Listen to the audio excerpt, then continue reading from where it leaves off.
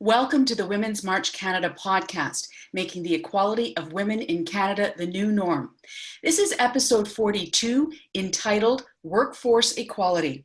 My name is Leanne Castellino, and I'm your host, inspiring, uniting, and leading the charge for the advancement of women across Canada. Please welcome our guest this week, Sarah Molyneaux. Sarah is a lawyer practicing in the areas of labor law, employment law, and human rights law. The focus of her work since being called to the bar in 2014 has been on working with clients, including employees, employers, and unions, to seek fairness in the workplace. Sarah has a particular interest in workplace sexism or sexual harassment and discrimination related to maternity leave, as well as parental status. Sarah, thanks so much for being here today. Thank you so much for having me, Leanne. Let's start first of all with, you've been practicing in these three very specific areas of law. What has surprised you most about what you've seen during the time frame? You started in 2014, what you've seen in that time frame. So, for me, the biggest surprise so far has been the building public awareness around the issues that all people, all workers, but especially women and other marginalized workers face in the workplace. When I started doing the work, even I had only a vague idea about what a lawyer could do to address the types of problems that people face on the job. And when I told my friends and my family about what I was doing, they couldn't relate to it in the same way as they could to, criminal law or even corporate law, the types of lawyers that you see on TV, right? And that has radically changed over the last couple of years, both in terms of my sexual harassment and sex discrimination work, which obviously has really been in the news a lot in the last even just 1 year, but also around, issues that affect all kinds of workers. So we've seen radical employment standards reform here in Ontario that was brought about in large part because of increased media coverage and public awareness about the types of issues that minimum wage workers are facing on the job. The fight for a $15 an hour minimum wage, for example, has been really brought about based on increased awareness about how difficult it is to live under the minimum standards regime, right? $11 an hour just won't pay your rent in most of Ontario. So for me, that's been really interesting and wasn't necessarily something that I expected when I started doing the work as a law student. It's interesting because we are only talking about a 4-year time span, right? Just over 4 years. Yeah, exactly. I feel like, for me, I feel like I've been doing it for so long, and in part because so much has changed in that short period of time. We hadn't seen real employment standards or labor relations law changes here in Ontario since 2000. So to deal with, largely unchanged laws for 18 years and then see the type of dramatic changes that we've seen even in the last 7 months as employers get used to the new laws that came into play in January has been, a surprise and a challenge for lawyers doing the type of work that I do. So the other part of it is, obviously you say hot button topics, media certainly play into it, greater awareness. Is there anything else that you would say that has really fueled the increase in the number of these cases that are coming to yourself and other lawyers practicing what you practice? Yeah. So, I think one of the big factors is that it is easier now to get your story out and to, find out how systemic the problems are that women and other marginalized workers are facing on the job. So I think often before, people felt that they were alone. If you faced discrimination on the job, you thought perhaps you were the only person facing it, or your workplace was the only place where that happened. Now you can go onto Twitter, you can go onto Facebook, and you can see clearly that that's not the case, that these are bigger social problems. And you can see what other people are doing to address those challenges in their lives and get some inspiration and support, right? If you're the only woman in your workplace, say you are working on a construction site, you might have been the only woman that they hired to do your job in the last 10 years. You could easily go onto a networking site for women in construction and learn about strategies that other women have used, learn about their legal contacts, their community contacts, and also get their, emotional and social support, which I think has, encouraged more people to come forward.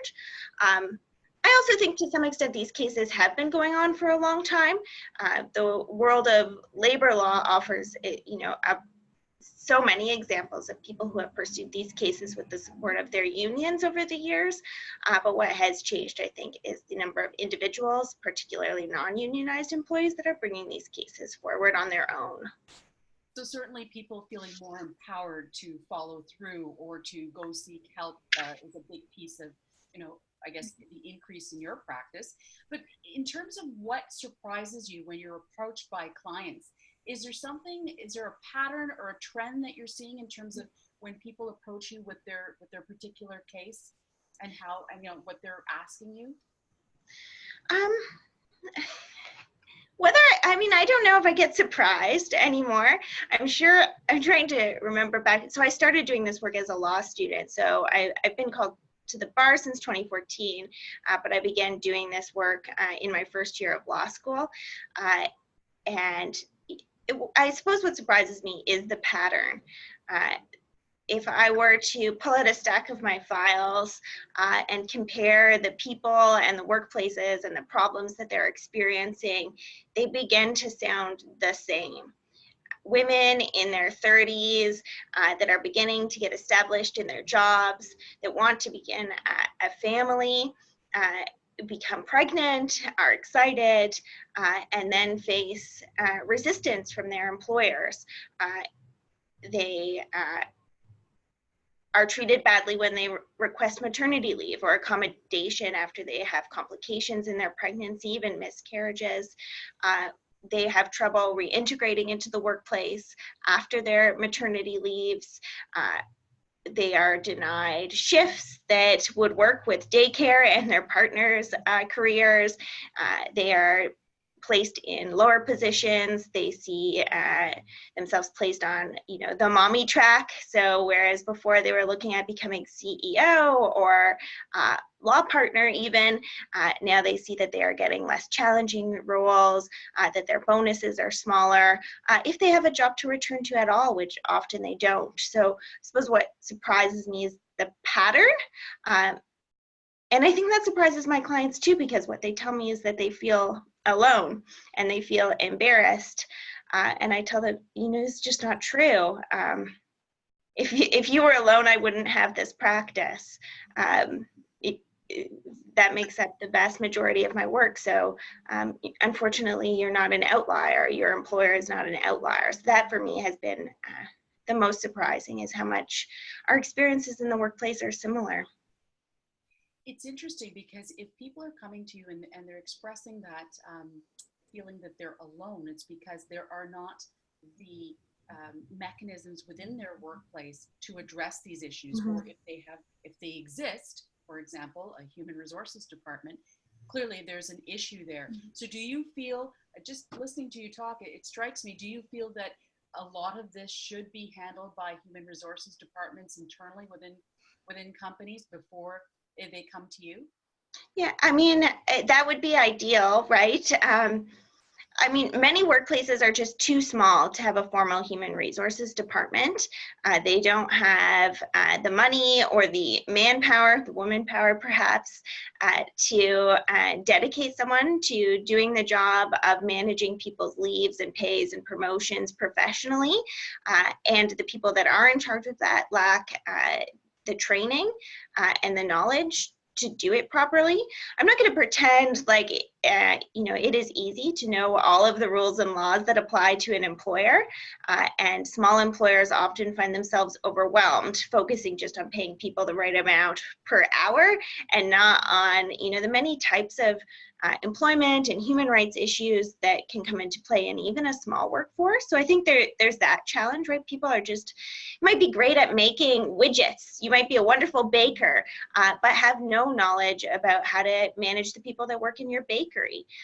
So that is a part of it.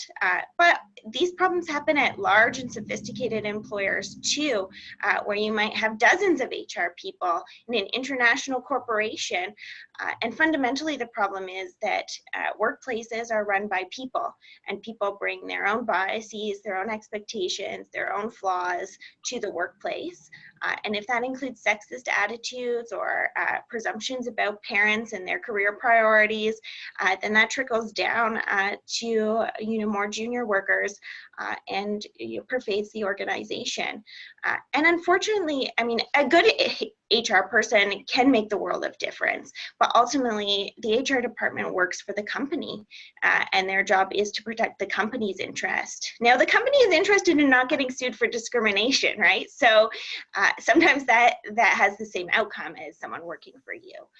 But ultimately, you have to be your own advocate or find someone to advocate for you outside of the HR department if your interests aren't aligned.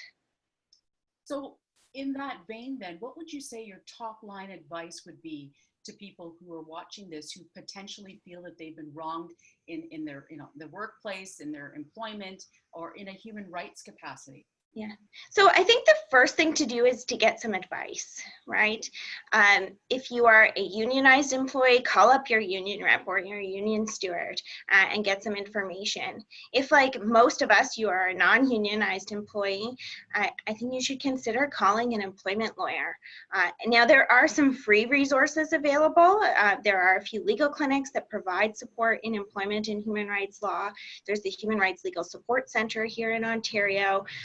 And there are private bar lawyers like myself. And the types of services that we can offer range from an initial consultation, just to give you some information about your options and your rights, to representing you in a lawsuit at court or at the Human Rights Tribunal. So getting some advice and information is an excellent first step. It never hurts to be educated. And whether you choose to parlay the information into a court case or into the threat of a lawsuit is up to you, but what you fundamentally need is some accurate information about what your rights are, and a support system, which may or may not include a lawyer in your union, right? If not a professional, then consider talking to your partner, your family, your friends about what you're going through, and make sure that you get the type of support that you need, because you have to combat that feeling of being alone and feeling embarrassed, and make sure that you have tools in your toolkit to improve your situation or get out of that situation.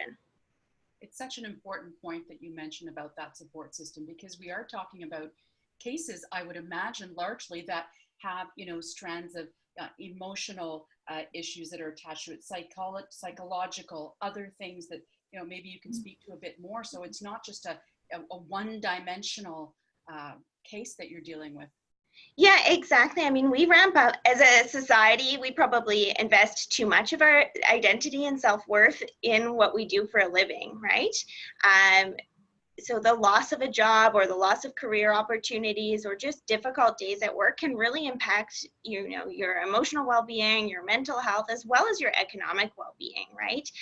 And a lawyer can help with a lot of that. And a lot of people do find that advocating for themselves through the formal justice system can be a way of taking power over a difficult situation. But for many people, that alone is not enough.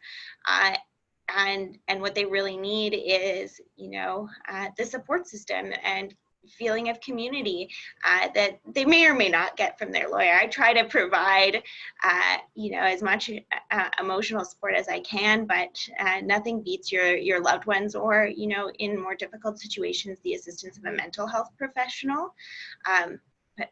Yeah, I mean, you spend the vast majority of your day and the vast majority of your life on the job for most of us, right? So we can't underestimate how big of an impact that these types of issues have on people's feelings.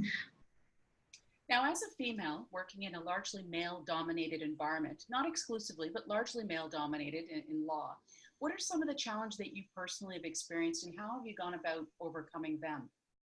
We could have a whole podcast on that, probably.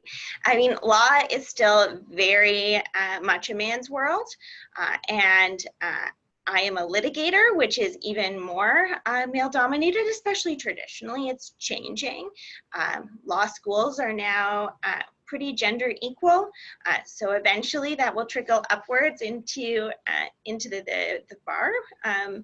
But for now, most lawyers are men and most litigators are men. And that is particularly true in the labor world, less so in the human rights and employment world.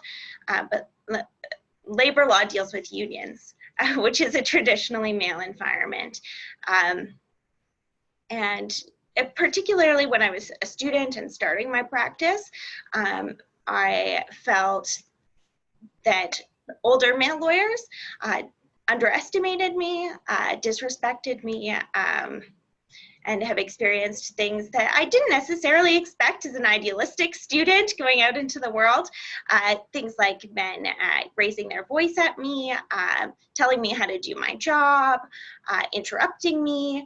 And that includes lawyers as well as witnesses, or even my own clients and witnesses. Things like male witnesses becoming visibly angry when I would challenge them on the witness stand, which is of course my job. If you've watched TV, you know that the lawyer's job is to cross-examine the witness and point out the flaws in their story about what happened. And I found that witnesses' reactions to me were very different than their reactions to older male lawyers. So it's been a challenge, but to some extent, I think that is their loss. Sometimes quite literally, because when you are obviously disrespectful, when you are not as well prepared because you have underestimated the other lawyer, you're not going to be as successful in your case. So to some extent, I think that is their loss, but it's also difficult to deal with. It's annoying, right? It's not something that I should have to deal with, or that other women or, you know, racialized lawyers with disabilities should have to deal with on the job. I have, however, been lucky enough to be in workplaces where I had support, both in terms of dealing with those problems, so to come back and talk to people about what happened to me, how I was treated, what we should do about it, and in terms of having a working environment where I didn't have to put up with that kind of thing. So before I went out on my own and opened my own practice, I worked in a small all-women law firm, which is a very different experience from the experience of most women who work at large firms where the partnership is dominated by white men. So that was a wonderful experience in offering me alternatives in terms of how to see myself as a lawyer, as a business person, as an advocate, which was an incredible opportunity. And I recommend that all women, you know, even if you don't have the opportunity to work at a woman-run business, to seek out those role models, right? People that can show you a different way of being, that can provide you advice based on their own experiences. You know, someone that has never dealt with someone raising their voice at them or treating them differently because of who they are. They may be supportive, they may feel for you, but their advice may not be as practical as the advice that you get from someone who's been there. That's the biggest piece I can offer. If you have the ability to choose where you work, choose to work somewhere where you're respected and supported. And if you don't have that choice, then try to seek out those people outside of your work life that can offer you, different models for how to be as a professional, as a business person, as a worker, and, build up a better workplace for yourself through developing those skills.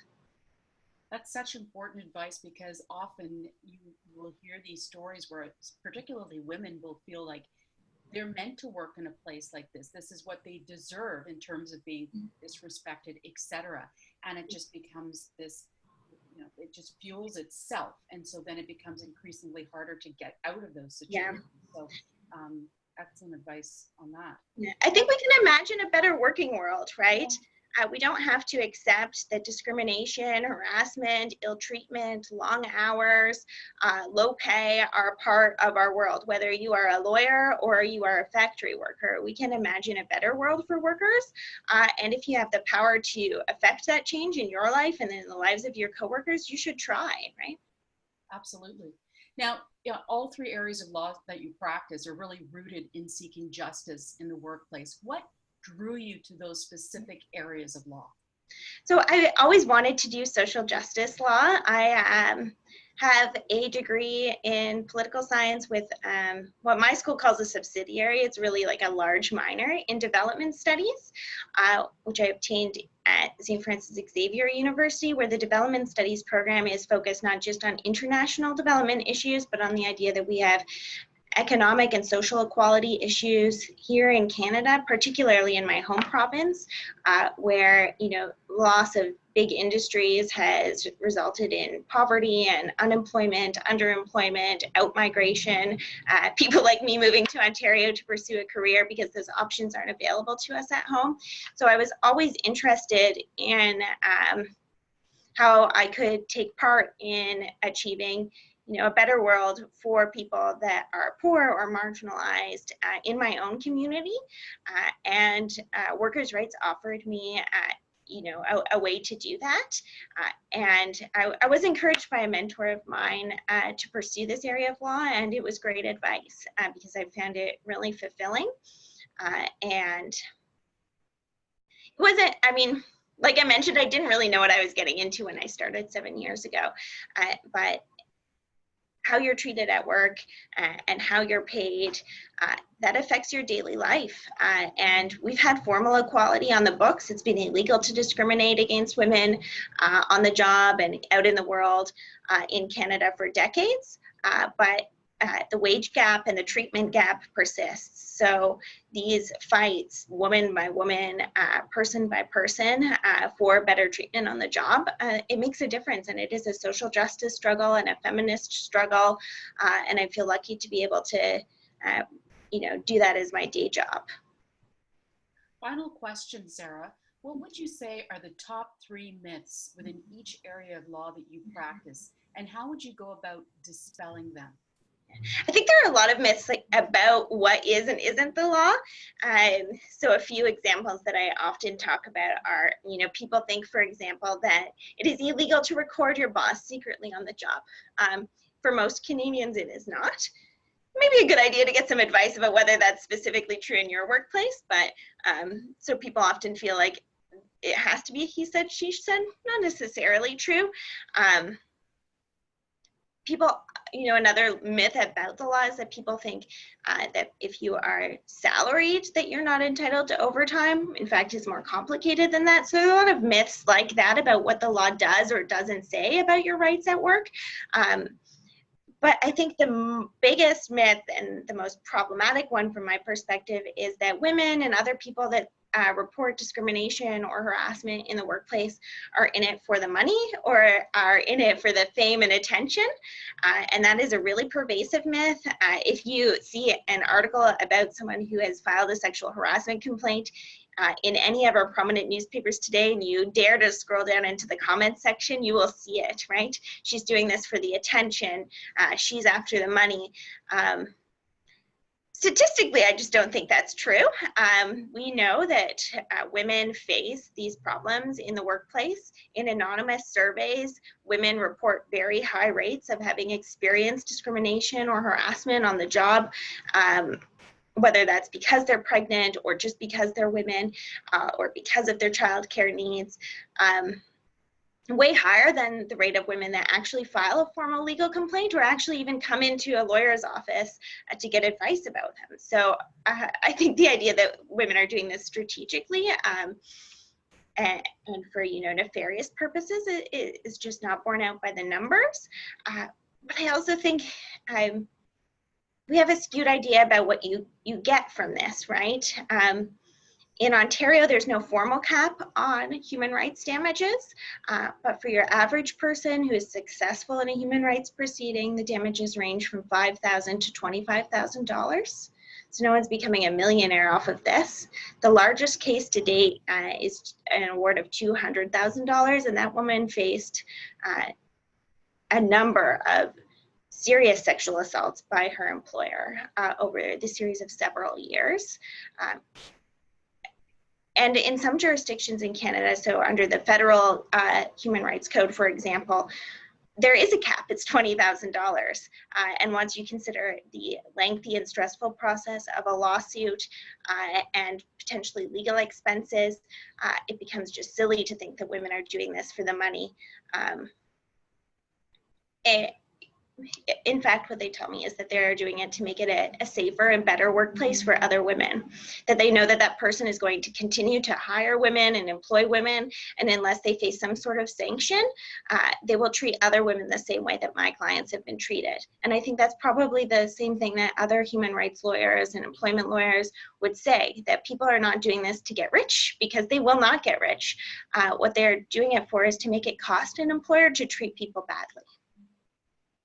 It's so interesting, because I think the other piece to what you just said is people forget the courage it takes to step forward and to decide that you're going to pursue something based on the principle of whatever that issue is. And it takes bravery and resilience and all of those things to move it forward. So I'm glad that you mentioned that.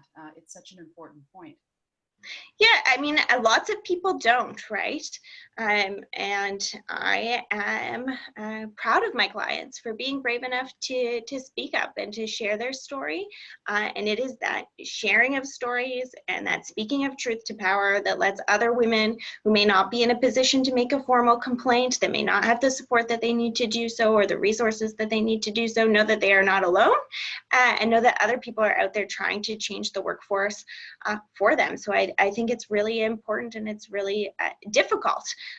And probably most of the attention and fame that people do get from that is unwanted. So. True enough. Sarah, absolutely fascinating insight. Thank you so much for joining us today. Thank you so much for speaking with me. It was nice chatting. Our guest has been Sarah Molyneaux, who is a lawyer. Thank you for tuning in to everyone who tuned in today, and your comments are always welcomed and encouraged. Please subscribe to the Women's March Canada channel and receive updates every time we update or we upload a new podcast.